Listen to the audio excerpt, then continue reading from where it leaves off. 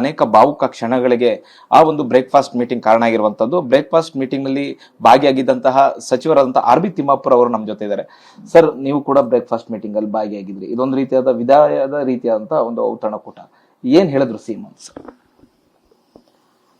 ಮುಖ್ಯಮಂತ್ರಿಗಳು ಪ್ರಥಮತ ಎಲ್ಲರಿಗೆ ನೀವೆಲ್ಲ ಒಳ್ಳೆ ರೀತಿಯಿಂದ ಆಡಳಿತ ನಡಲಿಕ್ಕೆ ನಮ್ಗೆ ಸಹಾಯ ಮಾಡಿದ್ರಿ, ಸಹಕಾರ ಮಾಡಿದ್ರಿ, ನಿಮಗೆ ನಾನು ಅಭಿನಂದನೆ ಹೇಳ್ತೇನೆ ಅಂತಕ್ಕಂಥ ಮಾತನ್ನು ಹೇಳಿದರು.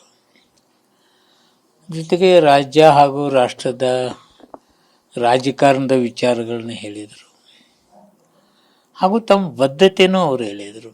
ನಾನು ಮಾತು ಕೊಟ್ಟಿದ್ದೇನೆ, ಹೈಕಮಾಂಡ್ಗೆ ನಾನು ಮಾತು ಕೊಟ್ಟದ್ರಿಂದ ನಾನು ರಾಜೀನಾಮೆ ಕೊಡ್ತೇನೆ ಅಂತಕ್ಕಂಥ ಮಾತನ್ನು ಹೇಳಿದರು. ಅದ್ರ ಜೊತೆಗೆ ಹೈಕಮಾಂಡ್ ನನಗೇನು ಹೇಳಿದ್ದಾರೆ ನಾನು ಅದನ್ನು ಒಪ್ಕೊಂಡಿದ್ದೇನೆ, ಆ ಬದ್ಧತೆಯನ್ನು ತೋರಿಸ್ತೇನೆ ಅನ್ನೋದ್ರ ಜೊತೆಗೆ ಚುನಾವಣೆಯಲ್ಲಿ ನಾವು ಜನತೆಗೆ ಏನು ಮಾತು ಕೊಟ್ಟಿದ್ದೇವೆ ಅದನ್ನು ನಾವು ನೆರವೇರಿಸಿದ್ದೇವೆ.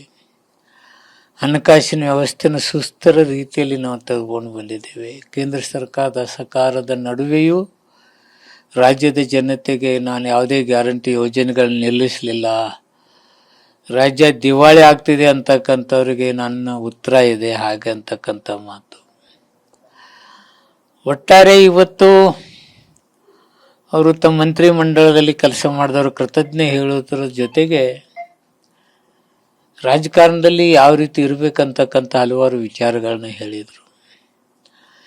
ಇಲ್ಲಿ ದೇಶದಲ್ಲಿ ನಡೀತಕ್ಕಂಥ ಪಶ್ಚಿಮ ಬಂಗಾಳ ಎಲೆಕ್ಷನ್ನು, SIR ಯಾವ ರೀತಿ ಆಯಿತು, ಕರ್ನಾಟಕ ರಾಜ್ಯದಲ್ಲಿ ಏನು ನಡೀತಾ ಇದೆ ಅಂತಕ್ಕಂಥ ಹಲವಾರು ವಿಚಾರಗಳನ್ನ ಗಮನದಲ್ಲಿ ಇಟ್ಕೊಂಡು ರಾಜಕಾರಣ ಮಾಡಿಕೊಂಡು ಹೋಗಬೇಕು ಹಾಗೆ ಅಂತಕ್ಕಂಥ ವಿಚಾರಗಳನ್ನು ಅವರು ಇವತ್ತು ಸ್ಪಷ್ಟಪಡಿಸಿದರು.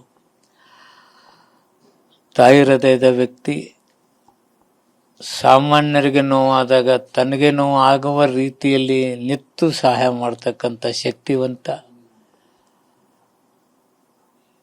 ಇವತ್ತು ಅವ್ರು ನಡೆದು ಬಂದ ದಾರಿ ಬಹಳ ಜನಕ್ಕೆ ಒಂದು ಮಾರ್ಗದರ್ಶನ ಹಾಗೆ ಅಂತಕ್ಕಂಥದ್ದು.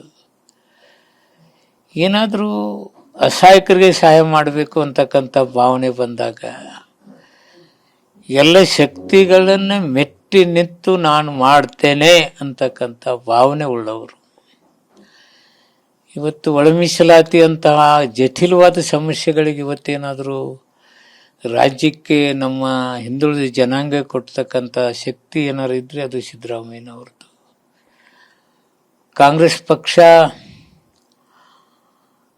ಅವ್ರನ್ನ ಇವತ್ತು ನಾಯಕರನ್ನಾಗಿ ಅವ್ರ ನಾಯಕತ್ವವನ್ನು ಗುರುತಿಸಿ ಇವತ್ತು ಮುಖ್ಯಮಂತ್ರಿಗಳಾಗಿ ದೇವರಾಜ ಅರಸರ ಅವಧಿಯನ್ನು ಮೀರ್ತಕ್ಕಂಥ ರೀತಿಯಲ್ಲಿ ಅವ್ರಿಗೆ ಅವಕಾಶ ಕೊಟ್ಟರು. ಅವರು ಇನ್ನೂ ಪಕ್ಷಕ್ಕೆ ಹೆಚ್ಚಿನ ಶಕ್ತಿ ಕೊಡ್ತಕ್ಕಂಥ ಕೆಲಸ ಸಿದ್ದರಾಮಯ್ಯಜಿ ಅವರು ಮಾಡಿದರು.